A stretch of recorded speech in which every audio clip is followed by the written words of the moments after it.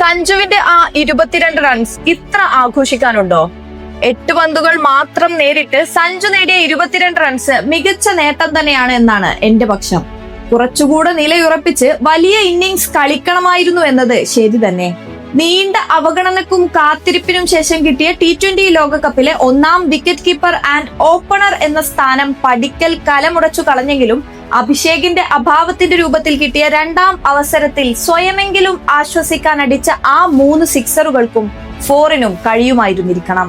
രണ്ടാം ഓവറിൽ ബെൻ ഷിക്കോങ്കോയുടെ പന്തിൽ ഡീപ് മിഡ് വിക്കറ്റിൽ ക്യാച്ച് നൽകിയാണ് സഞ്ജുവിന്റെ മടക്കം. ന്യൂസിലാൻഡിനെതിരെയുള്ള പരമ്പരയിൽ ഉടനീളം തന്നെ വേട്ടയാടിയിരുന്ന കൊടൂര ആത്മവിശ്വാസമില്ലായ്മയിൽ നിന്ന് ചെറിയ ഒരു മാറ്റം നേരിടുന്ന ആദ്യ പന്ത് മുതൽ സഞ്ജുവിന്റെ മുഖത്തുണ്ടായിരുന്നു.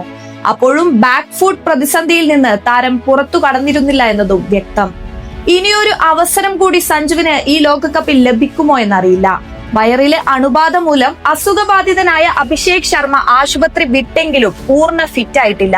പരമ്പരയിലെ നിർണായക നോക്കൌട്ടിന് മുന്നേ അഭിഷേകിന് പൂർണ്ണ ഫിറ്റാകാൻ വിശ്രമം അനുവദിച്ചാൽ പാകിസ്ഥാനെതിരെയും സഞ്ജുവിന് ഇറങ്ങാനാകും. പാകിസ്ഥാനെ പോലെയുള്ള ടീമിനെതിരെയുള്ള അഭിമാന പോരാട്ടത്തിൽ അഭിഷേകിന് വിശ്രമം നൽകാൻ മാനേജ്മെന്റ് തയ്യാറാകുമോ എന്നൊരു ചോദ്യം അപ്പോഴും ബാക്കിയാണ്. അഭിഷേക് പൂർണ്ണ ഫിറ്റല്ലെന്ന് ടോസ് സമയത്ത് ക്യാപ്റ്റൻ സൂര്യകുമാർ യാദവ് സമ്മതിക്കുന്നുമുണ്ട്. മത്സരത്തിലേക്ക് വന്നാൽ തകർപ്പൻ വെടിക്കെട്ടോടുകൂടിയായിരുന്നു ആസ് യൂഷ്വൽ ഇന്ത്യയുടെ തുടക്കം. രണ്ടാം ഓവറിൽ തന്നെ വെടിക്കെട്ട് നടത്തിയ സഞ്ജു മടങ്ങിയെങ്കിലും ഇഷാൻ കിഷൻ പതിവ് പോലെ എരിഞ്ഞു കത്തി. 8-ാം ഓവറിലെ ആദ്യ പന്തിൽ ഇഷാൻ പുറത്താകുമ്പോൾ ഇന്ത്യ 100 കടന്നിരുന്നു. 24 പന്തിൽ 5 സിക്സറും 6 ഫോറുകളും അടക്കം 61 റൺസായിരുന്നു ഇഷാന്റെ സമ്പാദ്യം. ശേഷമെത്തിയ കഴിഞ്ഞ USA-ക്കെതിരായ മത്സരത്തിലെ ഒറ്റയാൾ പോരാട്ടം നടത്തിയ സ്കിപ്പർ സൂര്യകുമാർ യാദവ് പെട്ടെന്ന് മടങ്ങിയെങ്കിലും ദൗത്യം തിലക് വർമ്മയും ഹർദിക്കും ഏറ്റെടുത്തു. ഹർദിക് പിന്നീട് 28 പന്തിൽ 4 സിക്സറും 4 ഫോറുകളും അടക്കം 52 റൺസ് നേടി പുറത്തായി.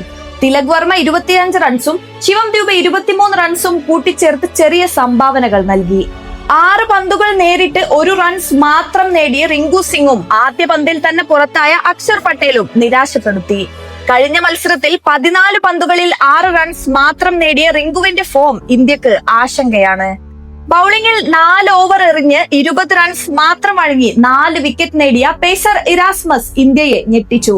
കഴിഞ്ഞ മത്സരത്തിൽ USA ബോളറായ ഷാൽക്വിക് ഇന്ത്യക്കെതിരെ പരീക്ഷിച്ചു വിജയിപ്പിച്ച പേസ് വേരിയേഷൻസ് തന്ത്രമാണ് ഇറാസ്മസും പുറത്തെടുത്തത്. ബൌളിംഗിൽ വരുൺ ചക്രവർത്തി ആയിരുന്നു ഇന്ത്യയുടെ എക്സ് ഫാക്ടർ.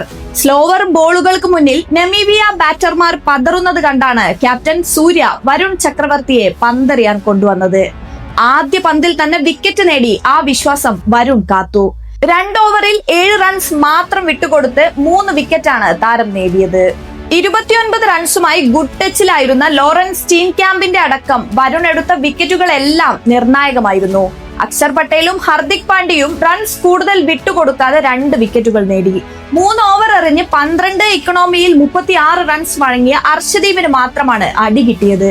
ഇന്ത്യ ഉയർത്തിയ 210 റൺസ് വിജയലക്ഷ്യം പിന്തുടർന്ന നമീബിയ 116 റൺസിൽ ഓൾ ഔട്ട് ആയപ്പോൾ പിറന്നത് മറ്റൊരു ചരിത്രം കൂടിയാണ്. 93 റൺസിന്റെ വിജയം എന്നത് ഇന്ത്യയുടെ റൺസ് അടിസ്ഥാനത്തിൽ 2020 ലോകകപ്പിൽ ഏറ്റവും വലിയ വിജയം കൂടിയാണ്. T20 ലോകകപ്പിന്റെ ചരിത്രത്തിൽ തുടർച്ചയായി 10 വിജയം നേടുന്ന ആദ്യ ടീമായി കൂടി മാറി ഇന്ത്യ ഈ വിജയത്തോടെ. ഗ്രൂപ്പിൽ ആദ്യ മത്സരത്തിൽ USA-യുമായും രണ്ടാം മത്സരത്തിൽ ഇപ്പോൾ നമീബിയയുമായും വലിയ വിജയം നേടിയ ഇന്ത്യക്ക് ഇനിയാണ് ശരിക്കുമുള്ള പരീക്ഷണം വരുന്നത്. ഫെബ്രുവരി 15-ന് പാകിസ്ഥാനാണ് ആ എതിരാളി.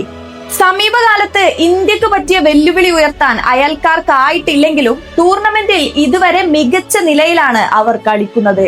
കൂടാതെ ഇന്ത്യയുമായുള്ള കളി ബഹിഷ്കരിക്കുന്നതിലേക്ക് വരെ എത്തിയ വിവാദ കോലാഹലങ്ങളും ഈ പോരാട്ടത്തിന് കൂടുതൽ വീറും വാശിയുമേറ്റും.